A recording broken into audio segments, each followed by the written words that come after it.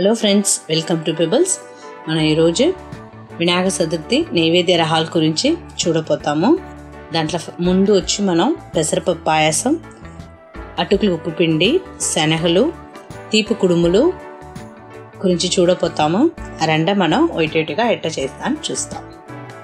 మనం మునుపు చేయబోయేది వచ్చి పెసరపప్పు పాయసం. కుడుములు వచ్చి మనం కడాన్లో చేస్తాం. మనం ముందు చేసిమంట అది ఎండిపోతుంది. దానివల్ల ఫస్ట్ వచ్చి మనం చేయబోయేది చూసినంట శనగలు, అటుకులు ఉప్పు పిండి, మళ్ళీ పెసరపప్పు పాయసం ఇదంతా మనం మునుపు రెడీ చేసి ఓరంగా పెట్టుకుంటాం. ఇప్పుడే పెసరపప్పు పాయసం చేసేదానికి పెసరపప్పుని మనం బాగా వేయించి ఎత్తినాల. ఒక 180 గ్రామ్ పెసరపప్పు ఎత్తి వేయించుకోండి. అది వచ్చి బాగా వాసన వచ్చేదాకా మనం వేయించినాల. అప్పుడే వచ్చి మనకు పాయసం ఒక రుచి వస్తుంది. ఇలా బాగా వేయించుకోండి. వాసన వచ్చేదాకా మనం వేయించుకుంటాం.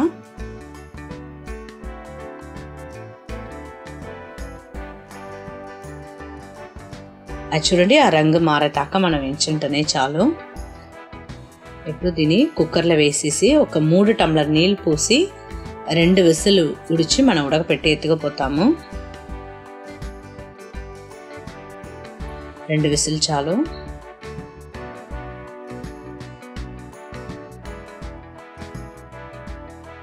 ఆ 2 విసులు అయిపోయింది. ఇప్పుడు ఒక గంట పెట్టి బాగా దాన్ని నొక్కి ఉడ్చుకోండి పప్పుని.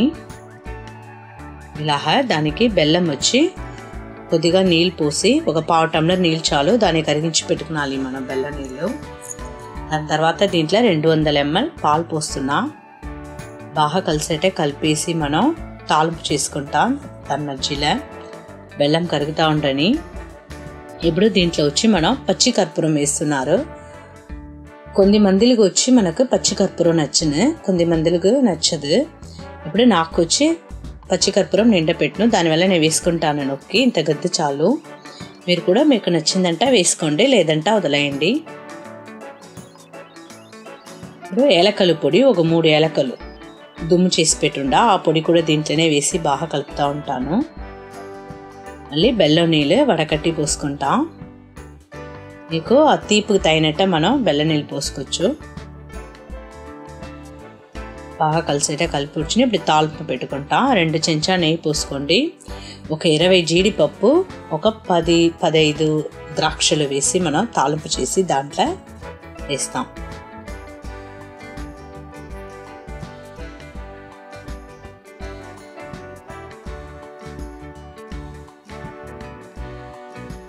దాంట్లో వేసేయండి. పెసరపప్పు పాయసం రెడీ. నైవేద్య రహాలలో ఉంది మనం పెసరపప్పు పాయసం రెడీ చేసి. ఇప్పుడు రెండవది మనం చూడపోయేది చూస్తారంట అటుకులు ఉప్పు పిండి. అటుకులు ఉప్పు పిండి వచ్చేసి మన అటుకులు ఎత్తి బాగా కడిగేసి ఒక 3 నిమిషాల నుంచి 5 నిమిషాల దాకా మనం నానబెట్టేసింట. అది బాగా ఉబ్బరి అయిపోను. దాని తర్వాత మనం ఉల్లిపాయ, పచ్చిమిరపకాయ, కరివేపాకు అన్నీ వేసి తాలింపు చేసి కడాన నిమ్మరసం పోసుకుంటాం. దాంతో వచ్చి మనం వేరుశనగ పప్పు కూడా వేయవచ్చు, బాగా టేస్ట్ వస్తుంది. రెండు మనం ఎట్ట చేస్తాను చూద్దాం. చూడండి, ఇది వచ్చి నేను తెల్ల అటుకులు ఎత్తుండా. తెల్ల అటుకులని బాగా కడిగేసి ఒక 2-3 సార్లు కడిగేసి ఒక 3 నిమిషాలు నీళ్ళ నానబెట్టేసి మళ్ళీ వడకట్టి ఎత్తి పెట్టుండా. బాగా మెత్తగా ఉంటుంది. అట్టేటప్పుడు పెద్ద ఉల్లిపాయ పెట్టి ఒక పచ్చిమిరపకాయ, కరివేపాకు, వేరుశనగ పప్పు కడాయి పెట్టేసి నూనె పోసుకోండి. నూనె పోసేసి ఒక సగం చెంచా ఆవాలు, సగం చెంచా శనగపప్పు, సగం చెంచా మినపప్పు, దీంతో వేరుశనగ పప్పు కూడా మనం వేసుకోవచ్చు. వేసి బాగా మొత్తం వేయించండి. వేయించిన తర్వాత పచ్చిమిరపకాయ, కరివేపాకు, ఉల్లిపాయ అన్నీ వేసి వేయించుకోండి. కొద్దిగా పసుపు పొడి కూడా దీంట్లోనే వేసుకోండి. వేసేసి బాగా వేయించండి. వేయించిన తర్వాత దీనికి కావాల్సిన ఉప్పు కూడా మనం వేసుకుంటాం. ఇప్పుడు మనం అటుకులు వేయిపోతాము. చూడండి, నానబెట్టి నీళ్ళు వడకట్టి ఎత్తిపెట్టుండా అటుకులు బాగా అన్నీ దీంట్లో అంటించే మరి మనం బాగా కలిపి ఇవ్వాలా.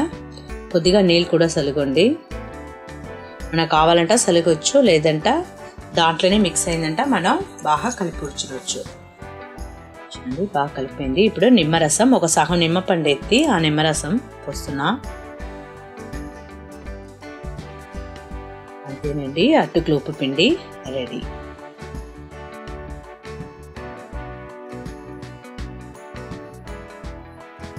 ఇప్పుడు మనం అంచింది చేయబోయేది శనగలు.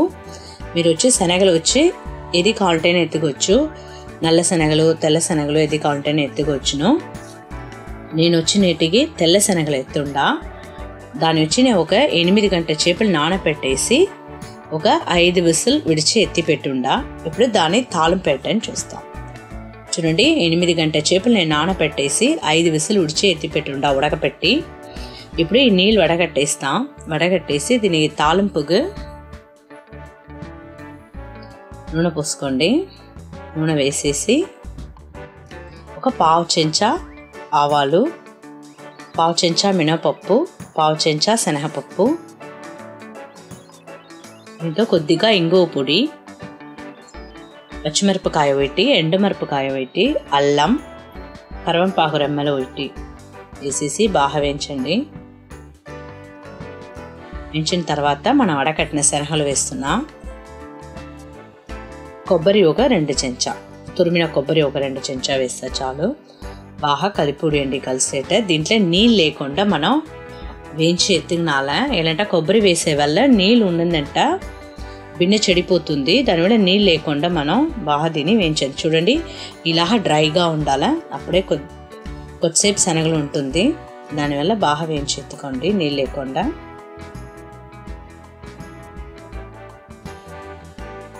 అంతేనండి, శనగలు రెడీ. నైవేద్య రహాలలో మనం ఏమేమి చేసామంట, పెసరపప్పు పాయసం, మళ్ళీ శనగలు, అటుకులు ఉప్పు పిండి చేసింది. ఇప్పుడు మనం చేయబోయేది మసాలా వడ. మసాలా వడ శనగపప్పు వడలేదు, అంగిట్లో అడిగితేనంట వడపప్పు అటంట వాళ్ళు ఇస్తారు. అది చేసి మనం కడిగి నానబెట్టుకున్నాలి. చూడండి, ఇది వడాపప్పు అంటారు. అది ఒక 150 గ్రాములు నానబెట్టుకోండి. శనగపప్పు లేదు, వడాపప్పు అని మన అంగిట్లో అడుగుతా ఇస్తున్నారు. మళ్ళీ దీనికి కావాల్సిన ఉల్లిపాయ, ఎండుమిరపకాయ, అల్లం, పచ్చిమిరపకాయ, సోంపు, దీంతో కొద్దిగా కరివేపాకు కూడా మనం పెట్టుకుంటాం. కడాన మనం కొత్తిమీర ఆకు వేసి మనం పిండి బాగా పిసుకోవచ్చును. ఇప్పుడు మనం ఏమేమి అయితే మిక్సీలో నూరపోతామంట, అల్లం, ఎండుమిరపకాయ, కరివేపాకు, సోంపు, పచ్చిమిరపకాయ వేసి మైట మనం నూరేస్తాం. ఇది కొంచెం మెత్తగా నూరేసి పప్పు వచ్చి మనం కరకర నూరుగునాల. ఇప్పుడు మైటసారి వేసేదాన్ని మనం కొంచెం మెత్తగా నూరి ఎత్తిపెట్టుంటాం. నైస్గా ఎత్తిపెట్టుకోండి. మళ్ళీ ఇంకోసారి వేసే పప్పును వచ్చి మన కరకరలాగా మనం నూరి ఎత్తిపెట్టుకునాల. ముడి పప్పు కొద్దిగా ఉండాలి. అప్పుడే వచ్చి మనం వడ వేసేదానికి బాగుంటుంది. కొద్దిగా ముడిపప్పు ఉండాలి, కొద్దిగా నైస్ పప్పున, 2 మనం కలిపి వేస్తేనే వడ వచ్చి రుచి వస్తుంది. చూడండి, ఇప్పుడు వచ్చి నేను కరకరలాగా ముడిపప్పు ఉండేలాగానే నూరి ఎత్తుండా. వైటి సహంగా నేను నూరి ఎత్తి పెట్టుండా. దీంట్లో ఉల్లిపాయ, కొత్తిమీర ఆకు వేసుకోండి. అంతే, వడపిండి మనకు రెడీ అయిపోయింది. ఉప్పు కూడా చూసి వేసుకోండి. మనం పప్పు నూరేటప్పుడు కూడా మనం ఉప్పు వేసుకోవచ్చు. ఉప్పు దీనికి తగినట్టే వేసి బాగా పిండి పిసిగి పెట్టుకోండి.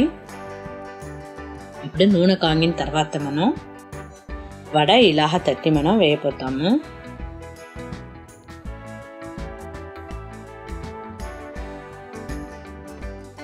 సిమ్లో పెట్టుకోండి, సన్న మంటల పెట్టేసి వడ ఉడిగిన తర్వాత మనం మెల్లిగా తిప్పివేసి మనం ఎత్తి పెట్టుకుంటాం.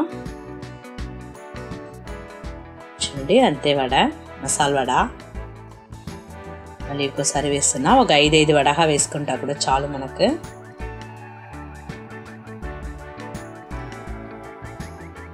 ఇప్పుడు నేను ఏం చేయపోతానంట, చిన్న చిన్నదిగా గిల్లి వేయపోతాను.